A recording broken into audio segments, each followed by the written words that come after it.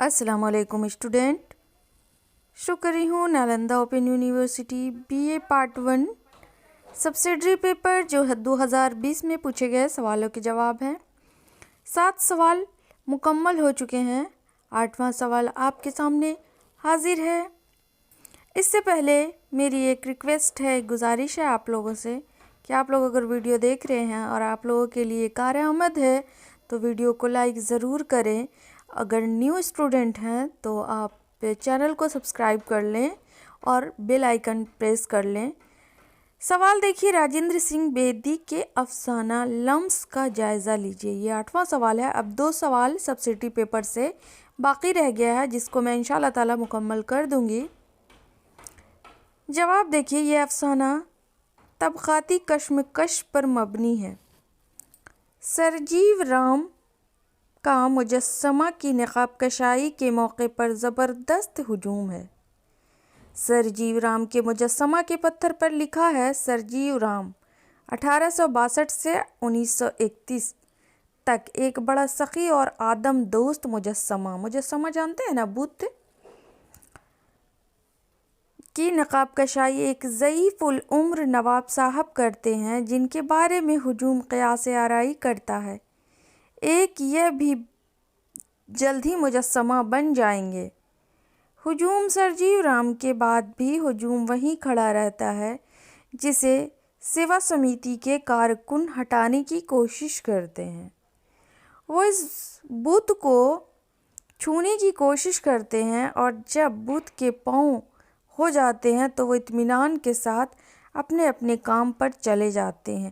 یہ افسانہ جو ہے لمس کا مطلب آپ لوگ جانتے ہوں گے، چھونا، ہلکی سی مطلب ایک محسوس کرنا، لمس ہلکا سا چھون کو کہتے ہیں لمس اردو میں۔ انہوں نے وہ افسانہ لمس اسی معنی، اسی بت پر مبنی افسانہ لکھا ہے راجندر سنگھ بیدی نے، ٹھیک ہے۔ یوں معلوم ہوتا تھا جیسے کوئی بات ہجوم کے بہت سے آدمیوں کی سمجھ میں نہیں آ رہی۔ ان کے سامنے اسی کے حلقے ہیں۔ پتھر کے ایک بڑے سے چبوترے پر ایک، آگے دیکھیے کیا لکھا ہوا ہے، ایک مجسمہ، یعنی وہی بت کو مجسمہ اردو میں بولا جاتا ہے، بڑی سی چادر میں لپٹا ہوا تھا جسے وہ بار بار دیکھ کر آنکھیں جھپکتے، بے اطمینانی ظاہر کرتے ہوئے جمائیاں لیتے اور پھر دیکھ کر اپنی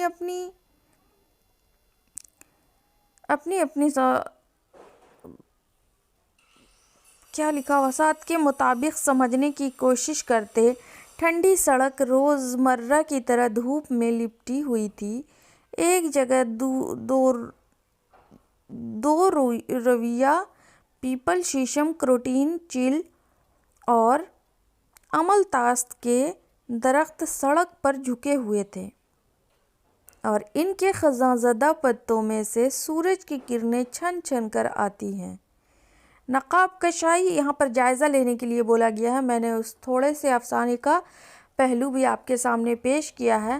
آپ بھی اگر اس افسانے کو پڑھ لیں گے تو آپ کو بہت آسانی سے اور بھی اچھے طریقے سے بہترین لفظوں میں لکھنے کی ایبیلٹی ہو جائے گی، ٹھیک ہے۔ آپ اپنی کوشش ضرور جاری رکھیے گا۔ اس سے نا یہ بات نہیں ہے کہ یہ میں بتا دی ہوں تو ہو گیا۔ آپ کو پوسٹ گریجویشن سے لے کر آپ کو PhD میں اپنا خود کا مقالہ لکھنا ہوگا۔ جو بھی بچے آگے بڑھ رہے ہوں گے تو اپنی فیوچر پر ہی ڈیپینڈ ہوں گے کہ مجھے کچھ کرنا ہے اس سبجیکٹ میں، اوکے۔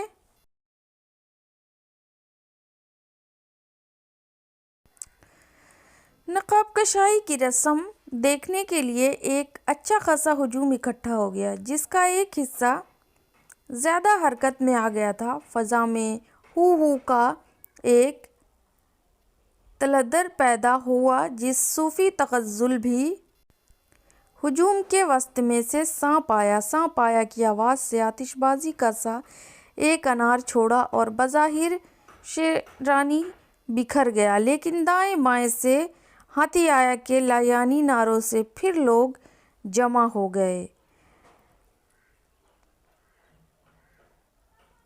بات یہ تھی کہ سخاوت بے طریقہ تھی اور کسی بابو نے تائید کرتے ہوئے کہا، اس میں عورتوں کی ٹریفکنگ زیادہ ہوئی اور کیا حاصل ہوا؟ لیکن جناب، کوئی بولا، آپ کو کون ان کی نیت میں کوئی شک نہیں ہو سکتا، یہ تو منتظمان کی حرامزادگی ہوگی۔ اور ایک گیانی جی اپنی چنبل سے بھری ہوئی گردن کو کھجاتے ہوئے بولے، گیتا میں صاف لکھا ہے کہ دانی کو اپنے دان کا پھل پراپت کرنے کے لیے پھر جنم دھارن کرنا پڑتا ہے۔ ایک طالب علم نے سوچا اور اس کا جی چاہا کہ وہ تمام کاغذ پھاڑ کر، سیاسی انڈیل کر، سامنے رقصاں و خندہ، لرزاں و حیراں ہجوم میں شامل ہو جائے۔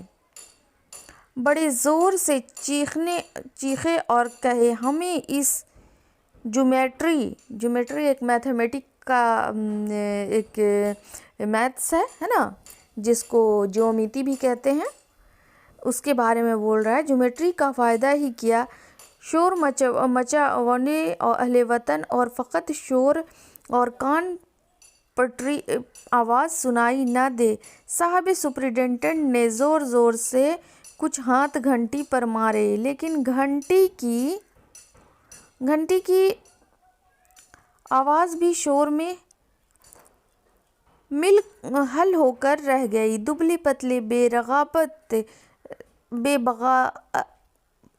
بے بذات لکھا ہوا ہے، بے بذات سپرنٹنڈنٹ کی بقیہ آواز ایک لامتناہی غلغلے میں گم ہو کر رہ گئی۔ قہقہہ کو ہنسنے لگے۔ مختصر یہ کہ سرجیو رام کا بت ہے، جو 1862 میں پیدا ہوا اور 1931 میں مر گیا، وہ ایک بڑا سخی اور آدم دوست شخص تھا اور 19ویں صدی کا سب سے بڑا معجزہ تھا۔ یعنی ان کے بارے میں راجندر سنگھ نے لکھا تھا۔